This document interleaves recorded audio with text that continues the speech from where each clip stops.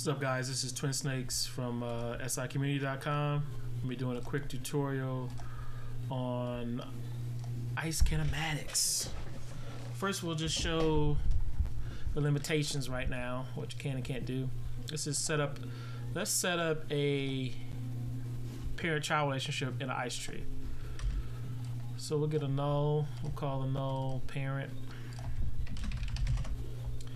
Call it tourist child. So if parenting is child times, I gotta create the ice tree first. We'll create it on the child. Alright, and then parenting is the child times the parent. So we'll grab both of those transforms. And since we want to parent the tourist to the null, we need to set the child's Kineglobal.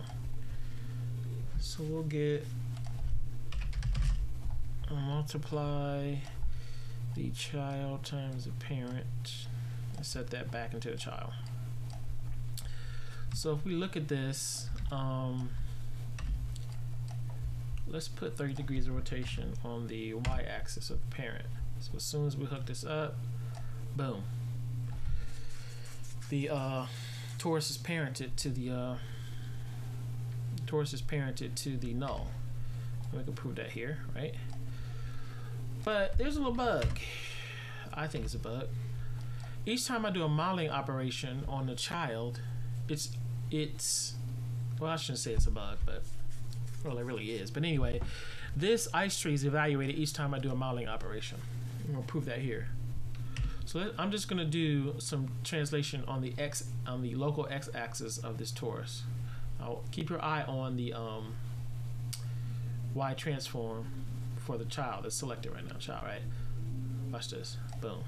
What it did was it evaluated this ice tree. Again, the ice tree said multiply these two Kineglobals together, and this parent Kineglobal has 30 degrees of rotation on the y-axis. So it just applied the parent constraint again.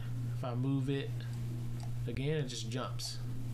It just keeps applying this ice tree over and over and over again.